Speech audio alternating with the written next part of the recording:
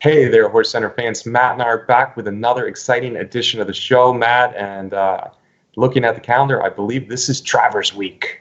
Yeah, Brian, wow. Hey, folks, we're getting the show out to you early in the week because this is one of the biggest days of racing all year long. It's a great afternoon at Saratoga. Matt and I are handicapping the full field of the Travers. We're not on the favorites in this one. We'll also be talking the showdown in the personal Ensign and those wonderful sprinters running on Travers Day. Watch it all now, right here on HorseCenter. Welcome to another edition of HorseCenter, everyone. I am Brian Zipsy, and as always, I have the outstanding pleasure of being joined by my co-host to the East Coast.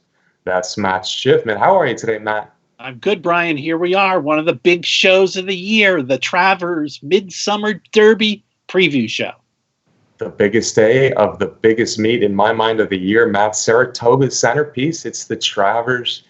And of course, the Travers Day also has a big undercard. We're going to jump into some of those big undercard races. But first, Matt, the Travers, 12 horses, a dozen 3-year-olds going a mile and a quarter for this big prize in a division where it's still wide open. Matt, can we begin from the rails, sir?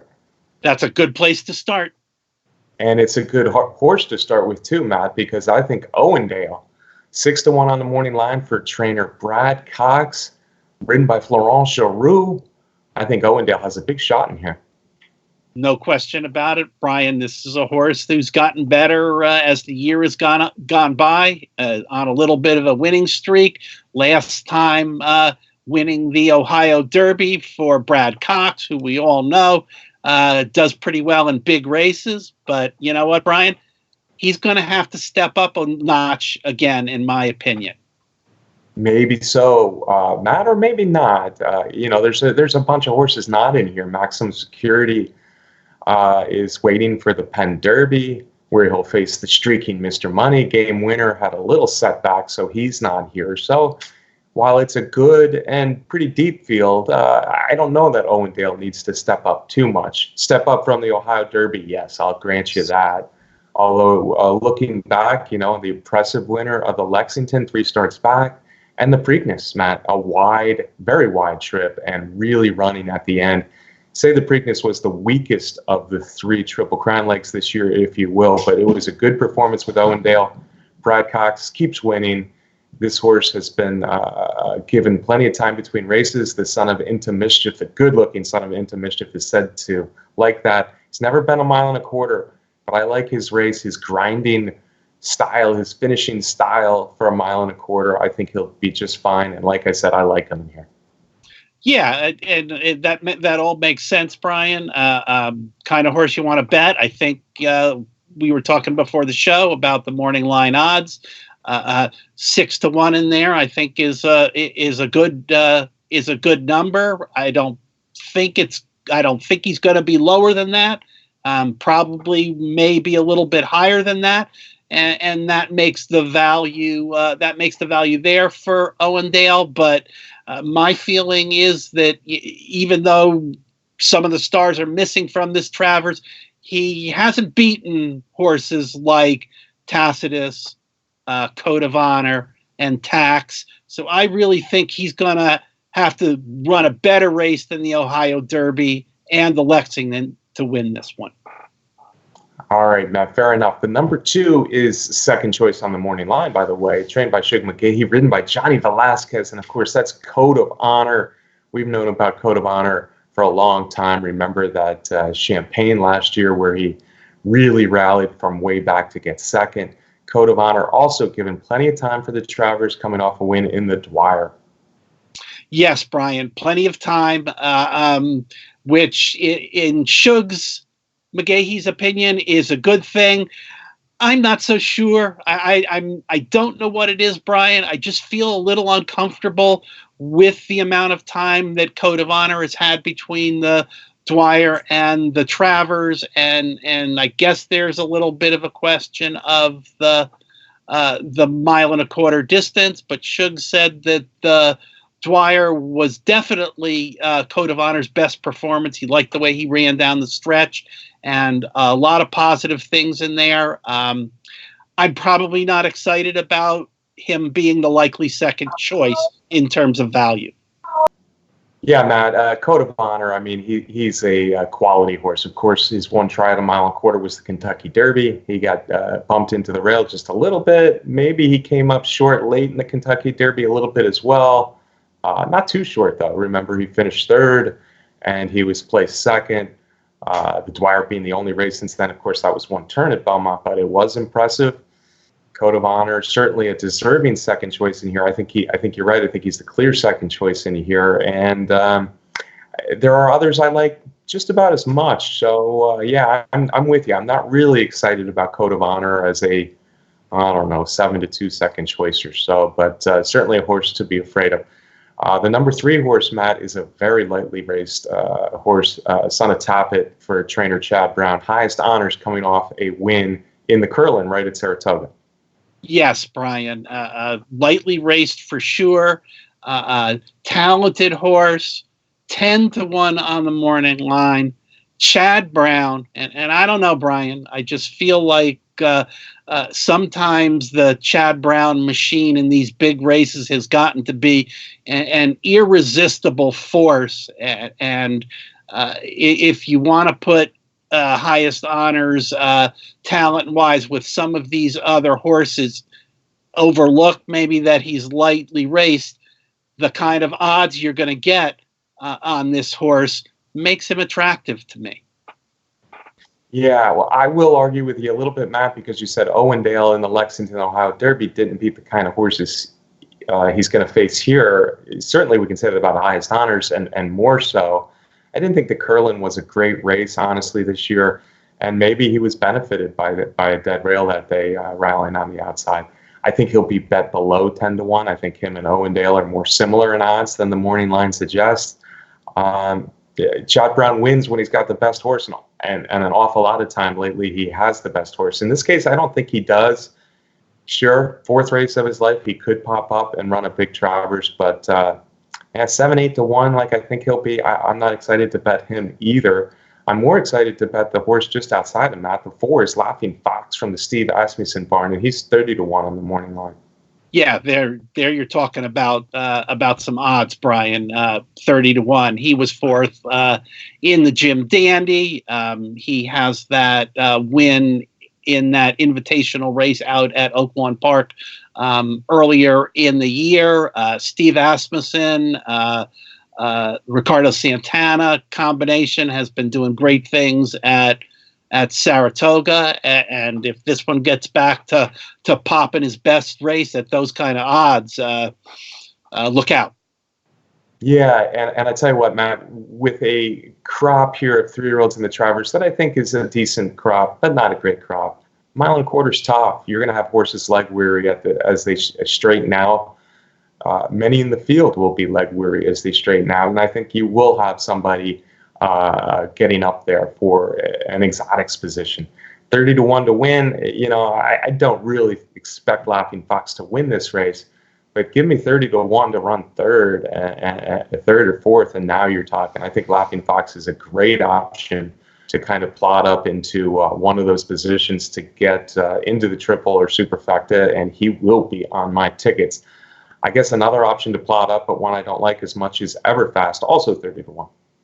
Yeah, I feel the same way, Brian. 30-1 on Everfast. He was 4th. He was 4th in the Haskell, really a non-involved 4th place in that race. Basically, bottom line there, Brian, is he still only has one win in his career, that maiden special weight in there. And he's probably going to be attractive because we've already seen him lug up into the exotics in big races before. But I agree with you, Brian. He's not one that I want to put in my trifectas. Laughing Fox probably is more of one.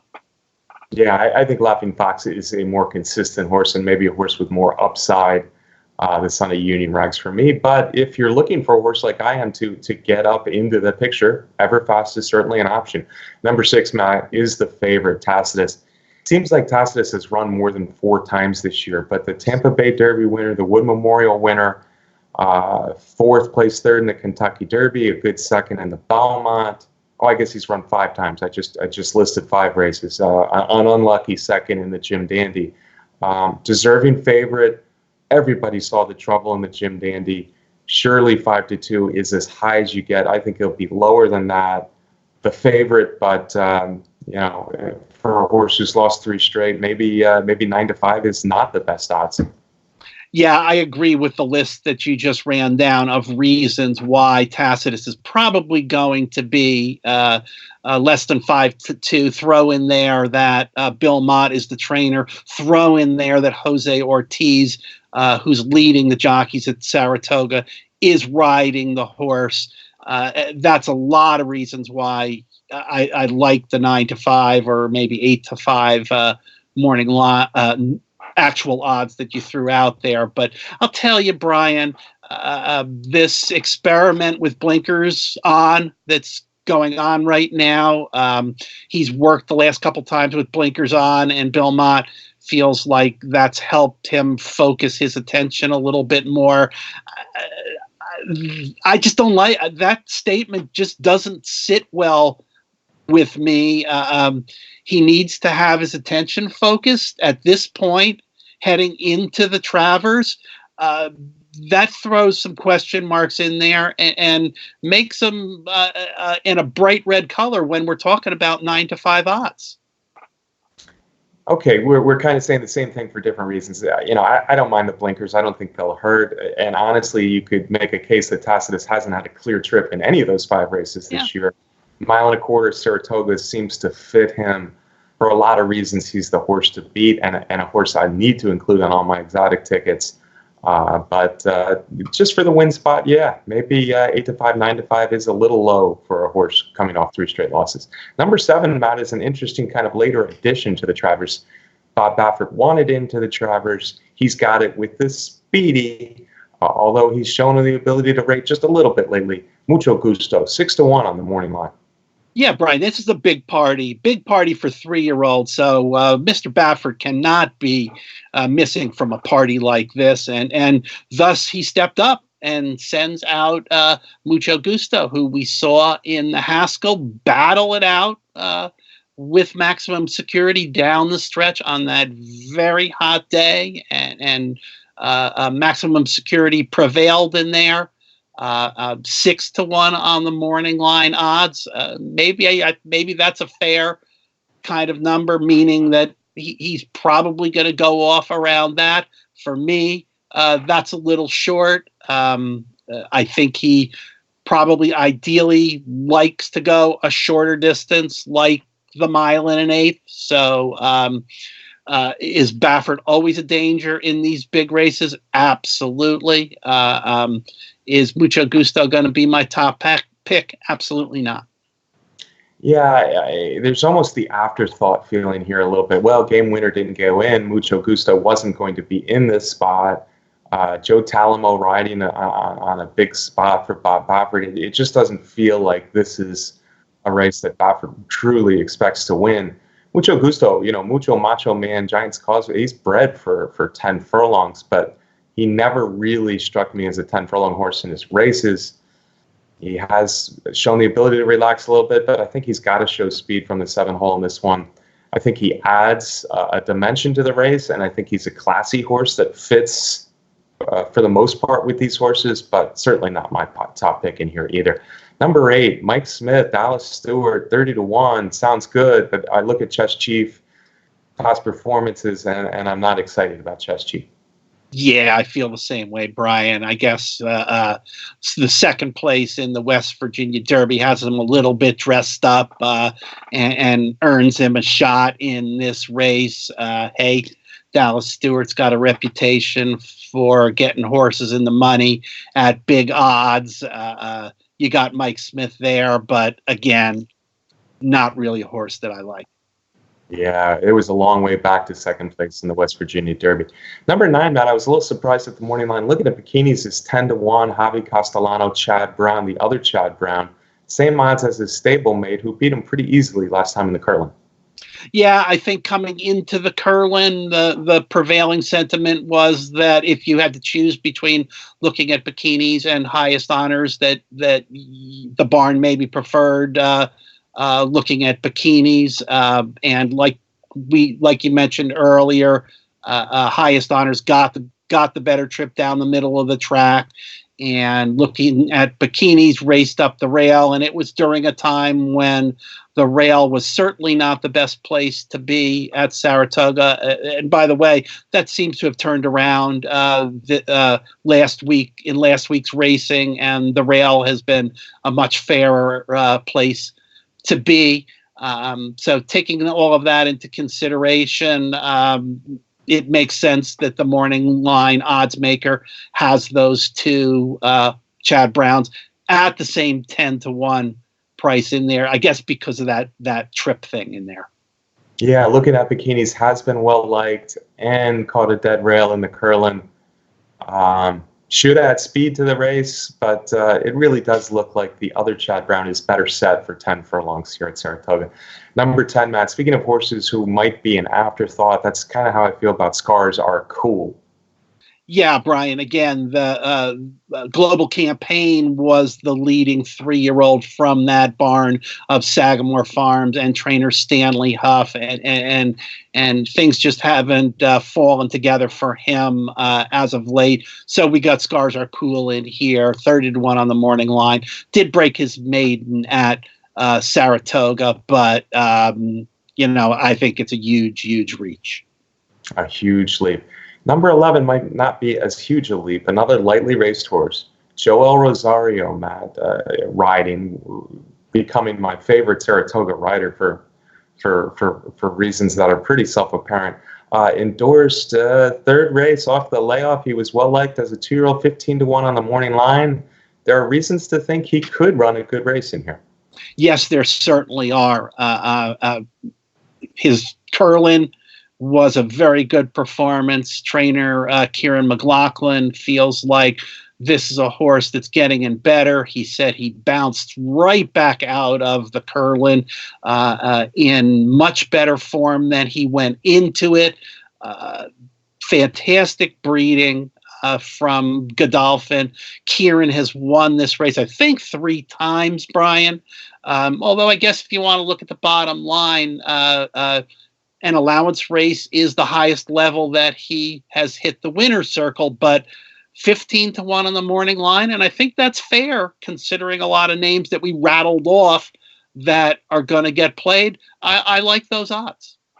Yeah, an interesting long shot to be sure. And Sire Medagliadoro seems to be on a little bit of a roll for whatever it's worth. Matt, the final horse on this list is number 12, Tax, the Jim Dandy winner. Irad Ortiz is up 6-1 on the morning line. Not a ton of respect for the Jim Dandy winner.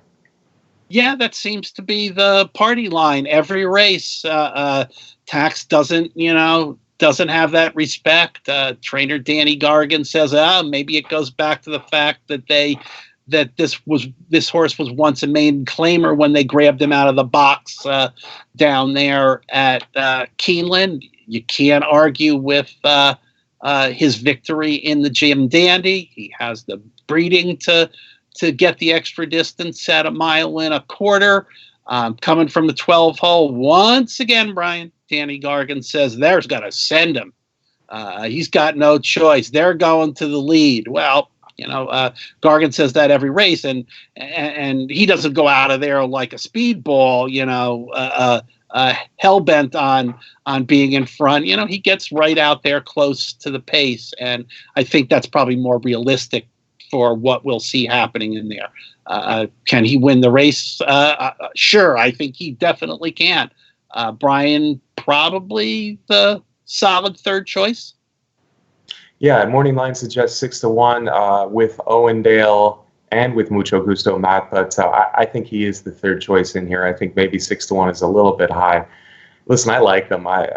Two of the horses that I've said all along, just on sheer looks, are the best of this crop, are Owendale and Tax, and I think they're both 1.25 mile horses.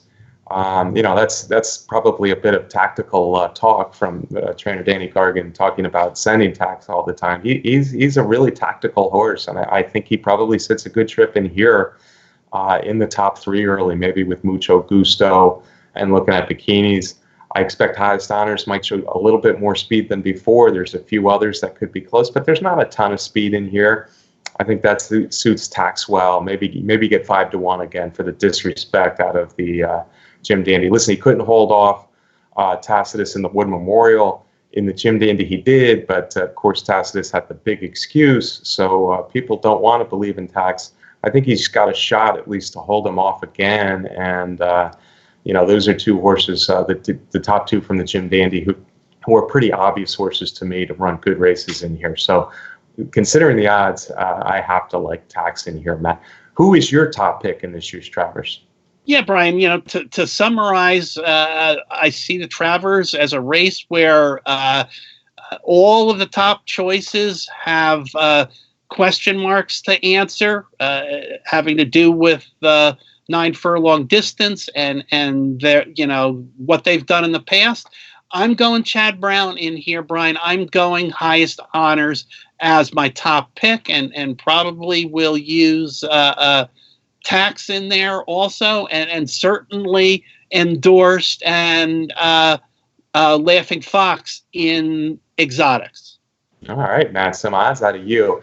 I'm not going to go quite as crazy on the odds, although I think, like I said, I think Highest Honors could very well be below Owendale and be the 4th choice or so in here, right up there with Mucho Gusto. But anyway, I'm sticking with Owendale and tax, 2 horses I've liked this year. I think this is a good spot for him, 10 furlongs, opposite sides of the starting gate. I think Owendale might be 8-1, tax more like 5-1. It's good enough for me. I'm going to use those 2 on top. Got to include Tacitus. Laughing Fox will be my bomber to get in there. But if Owendale or tax wins the Travers, I should be happy. Matt, we just spent a lot of time on the Midsummer Derby. Let's talk a little bit about this undercard, and I want to start with the older females because Personal Ensign, you got probably the 2 best older females that have run this year in Midnight Basoo and Elate. Yeah, no question about that, Brian. Midnight Basoo continuing on her winning streak, last seen on Haskell Day in that heat at Monmouth Park. But, when you really think about it, I wouldn't be concerned about that race taking too much out of Midnight Basoo because she won that race so easily. She really only had to put her best out there for 100 yards or so, around the 16th pole, and then she just pulled into the lead and coasted home. So, my initial thought was maybe we worry about that heat and bouncing out of that race, but she really didn't have to do much in there. So she's going to be tough. I think the 1 1/8 distance may swing a little bit of an advantage to her over Elate, who, if this race, the Personal Ensign, had been at 10 furlongs, I might want to lean towards Elate, but Elate sure seems to have her act together right now. Yeah, Elate's going good. Since they met twice in Oaklawn, that good race in the Azeri, that was Elate's first race back from an injury. Remember, she missed the Breeders' Cup last year. And then the Apple Blossom, where Midnight Basoo was better at Oaklawn Park. Elate has run big in the Florida Lee we saw in person at Churchill Downs, Matt. And then, of course, the Delaware Handicap was just a romp. I tell you what, you look at the records, Elate is only 1 for 3 at Saratoga, but I love all 3 races. She really won the Alabama easily, and her and Abel has been hooked up in 2 different years, twice down the stretch in great races. I think Elate likes Saratoga. I will disagree with you a bit on the distance because 9 furlongs, Midnight Basoo is perfect at 1.16 but she's never won at 9 furlongs or farther. Meanwhile, Elate, more of a grinder and a horse who likes Saratoga. I think she's getting good. I think this is her shot. It's an interesting race because Midnight Basoo has more of a turn of foot. She pounces and can be a little bit more explosive, where Elate is the grinder type. We got 2 Hall of Fame trainers, Steve Asmussen, Bill Mott. Midnight Basoo might wrap up the division with a win in here. I kind of think it's going to be a late Abel Tasman Part 3, fill in Midnight Pursue for Abel Tasman. But this time I think a late gets the job done. I think she grinds down Midnight Pursue late, who I've always thought is just a little bit better at shorter distances. Mile 16th being obviously good for her. But I think a late can do it. We should mention Wildcat Matt, Chad Brown Barnes. She was second in the Breeders' Cup Distaff last year. She's only had one start this year. She got beat in the Chuvy. She ran second. An interesting horse, second time off the layoff. On the other hand, I'm not sure that she loves Saratoga either. Yeah, there are a couple other horses in there that have good stakes wins, good graded stakes wins in their resumes. But I think you and I both agree it would be surprising if one of the top two did not win the Personal Ensign. Yeah, and it's a great matchup. It's a showdown. We haven't had a ton of showdowns this year. This one is a showdown. Top two older dirt females in the country. A late Midnight Pursue in the Personal Ensign on that Travers undercard. And then I think we got to talk about the sprints, Matt, because if you're looking Breeders' Cup Sprint or you're just looking fastest horses in the country, we certainly need to start talking about Chancelot, lightly raced from Jorge Navarro Barn. He put on a show last time here at Saratoga. Brian, he sure did. And of course, the Personal Ensign and the Jerkins that we're talking about and the other undercard races will be drawn today on Wednesday later in the day. So we're going on horses that we feel pretty strongly are going to be in the field. But yeah, and the Jerkins, Chancelot is going to be a big favorite. Mind Control is scheduled to come back and run in the Jerkins. Hog Creek Cussle, who had a big win also recently, are supposed to be in there. But I'll tell you what, if Chancelot throws it down like he did the last time, they're going to be running for second. That's true. If he runs the Amsterdam, they will be running for second. And you got to wonder what horses running at him early would mean, because last time he just ran too fast and then he pulled away. So maybe he's unbeatable in this spot. On the other hand, at odds hugely low in here, Matt. We're talking 3 to 10 type of neighborhood for a very lightly raced horse coming off a monster performance. I will take a little bit of shot. And the horse I kind of want to take a shot on is Nitrous. Nitrous was a pole behind him in the Amsterdam, but I think Nitrous still hasn't had the greatest of trips, and I think he's due to run a big one. I like him at 7 furlongs. Hey, if Chancelot runs his race, like you said, he's going to go to the Breeders' Cup Sprint now as perhaps the favorite, this 3-year-old, but I want to see it one more time, and Nitrous is a long shot that I want to put a few dollars on at least.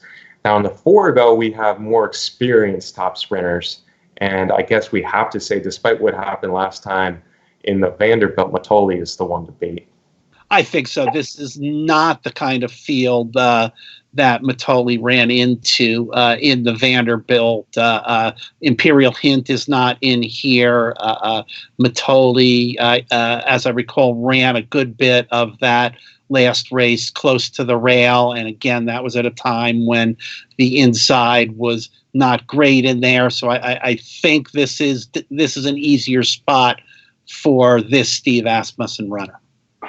Yeah, and Matoli's been terrific this year, rattling off big wins down in Arkansas, Kentucky, and Belmont, of course, in the Met Mile, where a lot of his top competition on Saturday came from. We're talking Promises Fulfilled. We're talking Prince Lucky, possibly Cold Front. So we'll see. I want to see Matoli pop back. I know that wasn't quite his best effort last time in the Vanderbilt, where maybe Imperial Hint was not going to lose to any horse. But on the other hand, there's the Saratoga factor for me, Matt. Matoli, first try at Saratoga, he didn't get it done. Meanwhile, Promises Fulfilled is a horse who obviously likes Saratoga. His races here last year were awesome. Got a taste of winning again after maybe some experiments with trying to take him off the pace a little bit, take him overseas. Last one was back to business for Promises Fulfilled, and this might be his favorite track. So I'm really excited to see a Matoli Promises Fulfilled at his best at a good track showdown in the 4-go. Prince Lucky's done a lot of good things, but he looks like an in and outer to me who might not be able to do his best things against the best.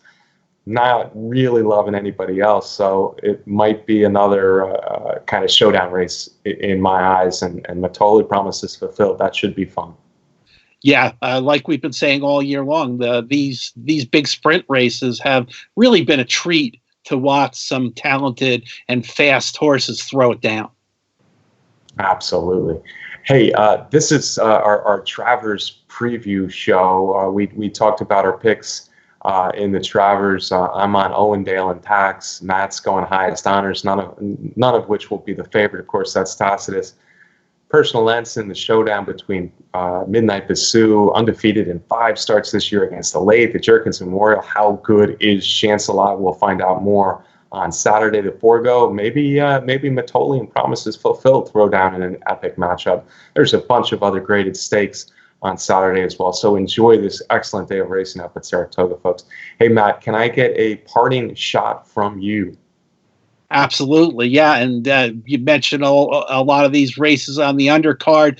There are horses in here going for winning your in berths into the Breeders' Cup, getting ready for those 2 big days of racing. I'm looking forward to the Travers. I will be up there.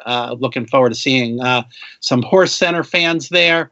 And as always, we can't do the show without our man, Brett Workman. Hey, thanks to Brett. Yeah, Matt, that's right. A little less than 2.5 months from the Breeders' Cup. So, in fact, some of these horses won't run again before the Breeders' Cup. So this is a big day up at Saratoga. Folks, I also want to thank you for tuning in every week here on HorseCenter. We love doing the show, and we love all the great comments that you give us. Even if some of you want to give us a little bit of hard time, we can take it. That's why we're here. We're here to talk horses. Don't forget, if you haven't yet subscribed to our YouTube channel here on Horse Racing Nation, please do so now. Also want to thank the best contest site out here. That's our sponsor, Derby Wars. Folks, we'll be back next week recapping the Travers and talking about some big action the following week, including the Woodward. Have a great week. Good luck. We'll see you next week right here on HorseCenter.